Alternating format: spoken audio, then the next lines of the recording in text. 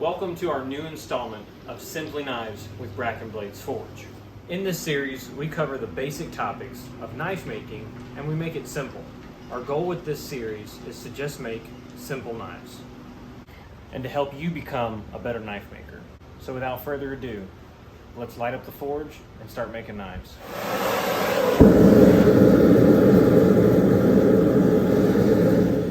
Alrighty, so first things first, I've got my piece of steel that I'm going to use. The steel I'm using today is a piece of 8670. It is about a 1/16 of an inch thick, and we are making a small, simple knife, so this is what we're going to use. First thing that I'm going to do is come over here with my Sharpie and just kind of scribe a slash. This is where I'm going to use to forge my tip. And then I'm going to come over here against my measurement pad and just kind of measure out, each one of these squares is an inch, and just kind of measure out how big of a knife that I want. So from tip, we're gonna have a 1, 2, we're gonna keep it simple, so we're gonna have a 3-inch blade. And then we'll be doing a hidden tang construction.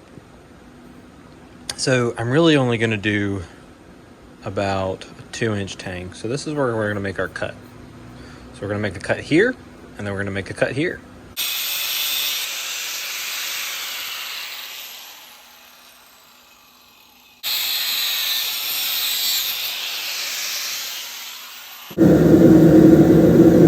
Alright, so first things first, what we're going to do is we're going to heat this steel up. We're going to be striking here, working the steel inward, and just creating a nice transition taper from here to here. And then what we're going to do is come over to our notch right here. And then we're going to work this area, striking both sides, and work it down where we have some shoulders and we have more of a tang. You don't need a very long tang. This is not a very big knife.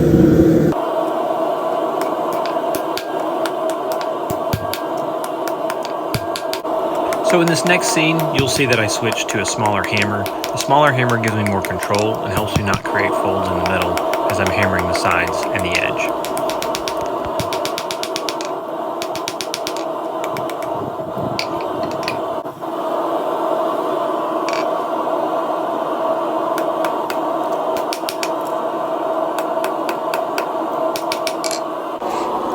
So as you start to forge your tang, be sure to take your time with it. As you can see, it's trying to taco as I'm forging it. Just continue to flatten it out. Just take your time, work it easy, keep putting it back in the forge, and keep working it until you have the desired result. There's no need to rush when you're making your first few knives. Wait, when you have the skill, then you can go faster.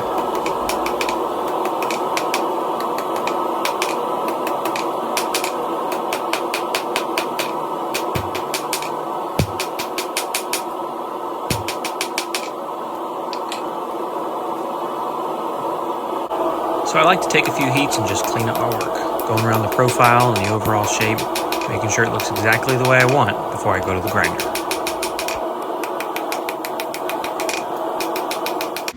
Alright, so here we are after forging. Now, we didn't do a crazy amount of forging, and if you don't have a forge, you can do all of these steps simply with the grinder. You can cut it, you can cut the tang, you can grind in this. I like to forge my knives. That's what I did. We're not going to get any more complicated than that. So the next thing that we're going to be doing is we're going to be cleaning up the tip in here. We're going to be cleaning up the blade profile. And we're going to be cleaning up the transition in the tang and the tang. Now I'm really happy with the tang, but I'd like to clean up the shoulders. So what I'm going to use to help me with this process is what's called a file guide. It's a really simple tool. This happens to have a carbide insert, and I highly recommend getting one of these if you're going to be making knives. This one's a little old, probably need to replace it soon. It did cost me a little bit of money, however I just saved up and got it because it's been a very, very, very helpful tool. So what I'm going to do first is insert this in. Now, I could just stop there. But what I'm going to do is get a square, and I'm actually going to square the spine here. And then the next thing I'm going to do is grind in the shoulders, grind in the tang, and grind in the profile. That's all going to be under time lapse, so just bear with me as you watch me flurry about the shop and work really, really fast.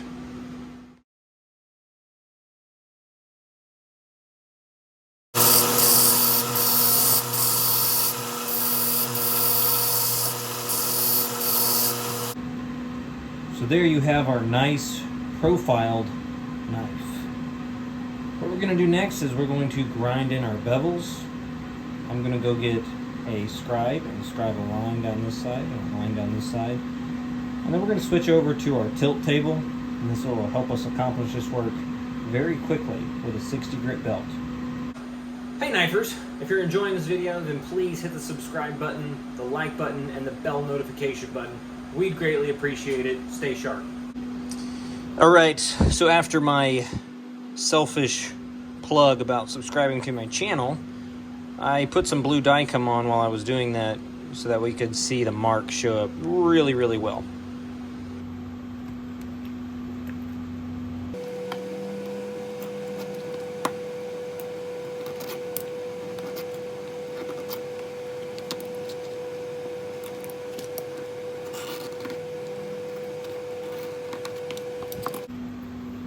So this is a really sweet tool that just allows you to scribe a line.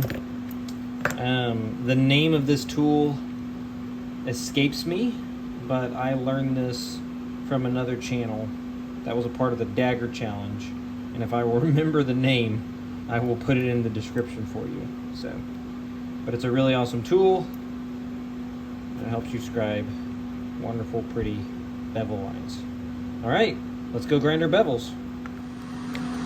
Do me a favor. Yeah, I'm going to be that guy real quick. Make sure to wear safety glasses. If you like these safety glasses, you can get them on Amazon. No, I don't have an affiliate link. Just go to Amazon and click welder's goggles. They're cheap. I bought them for like 19 bucks. They've got Z87 lenses, so they're protective.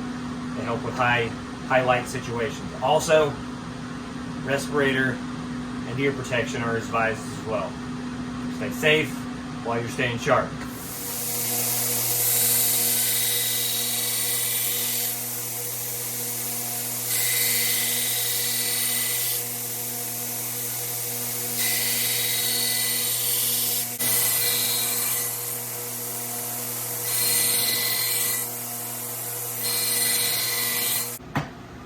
Now, regardless of what the world may tell you, this next step is not a required step. I know many a great knife maker that never do hand sanding. However, for this project, I would like to hand sand the blade. I think that it's going to give it a nice, good, clean finish. And that's kind of what I want for this knife. Not necessarily the same for every knife I make, but definitely for this one. During this next step, I simply work up from an 80 grit to a 150 grit. So as a bladesmith, you don't always have the tools that you need. So one of the things you can do to help yourself with your hidden tang and hidden sheath knife is to use a hot cut tool to split the wood that you're going to be using for the handle and for the sheath. Take a look.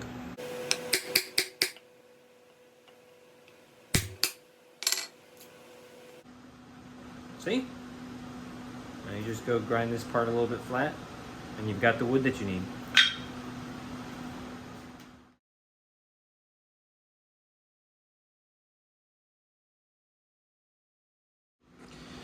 Alright, so I wasn't entirely honest with you.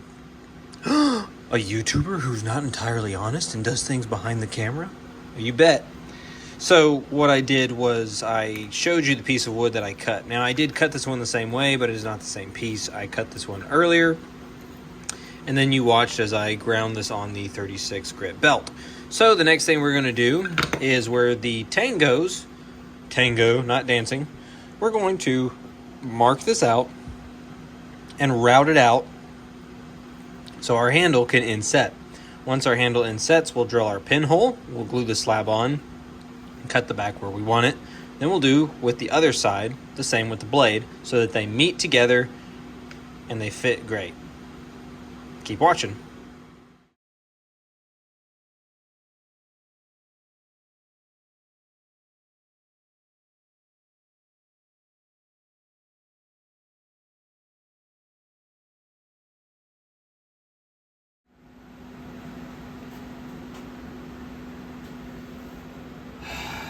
Crap. Forgot to heat treat it. Dang it.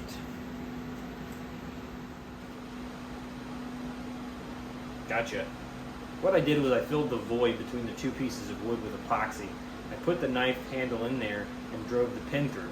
And then when the epoxy dried just a little bit, pulled the pin and pulled the knife. This creates a void that the tang will fit into later after we heat treat the knife. And now we're going to heat treat the knife.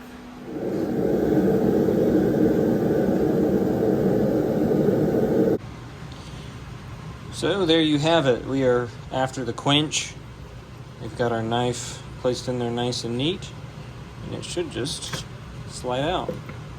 It's a good tight fit, but that's exactly what we want, and the pin slips through as well. So what we're going to do next is we're going to go ahead and cut this handle off, and then we are going to go ahead and prepare another side so that this other side's not glued up right here. So when we cut it, this should fall out, and then we should be able to route out an area for our blade, make a match, and then we will keep going from there.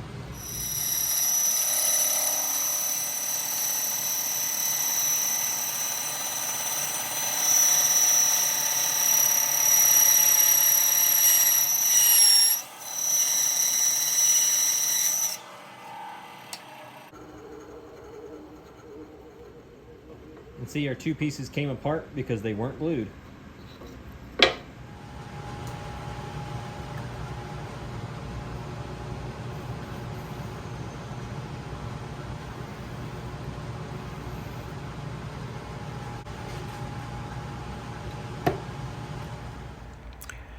All right. Before any of y'all even say it, yes, I am clinically nuts. I know what I'm doing is extremely dangerous, and you probably shouldn't attempt this at your house. However, we're not at your house, we're at mine, and for me, this is the setup that I have. An end mill bit on a press. For the following step, all I'm simply doing is preparing the knife and gluing the two pieces to the saya together. This can be done with a lot of different kinds of glue. For me, I like to use BSI 5-minute quick cure. Just a warning, in Texas, it cures pretty fast.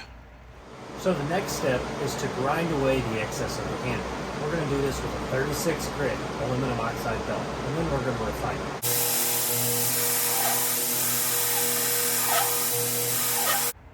So this is a relatively easy step to explain, taking a 36 grit belt and removing the excess material. It helps to have a good grinder and a really flat platen to achieve this. However, you don't need it. You could do this with a file or a couple pieces of sandpaper. However, I highly recommend having a 2x72 and the appropriate belts to complete this task. So the next step is to just get the handle pinned on, finaled, and then final out all the sanding on all the edges. And we're just going to do this very carefully, clean it up, get it really nice, and we've got ourselves an awesome little knife.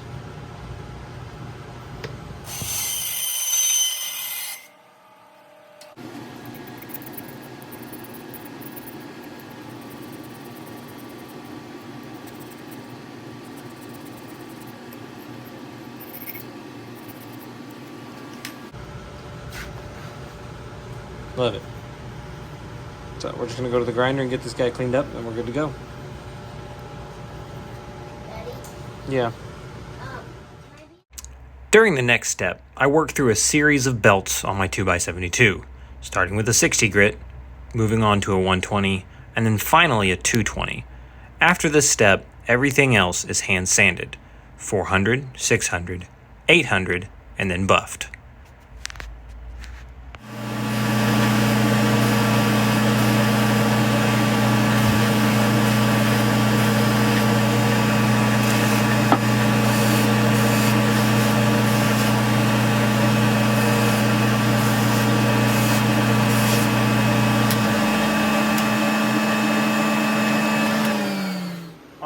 So that concludes this episode of Simply Knives. Thank you for watching the first episode in this series.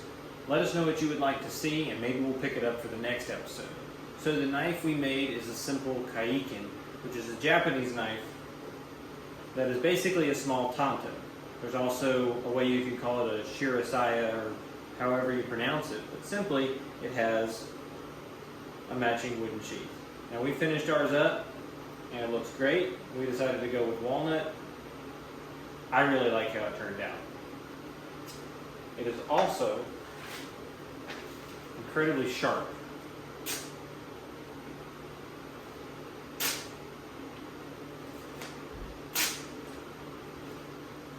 If you like this video, please be sure to comment, like, and subscribe, and hit the bell notification button so that you'll be notified when we release future episodes. Thank you, and stay sharp, knifers.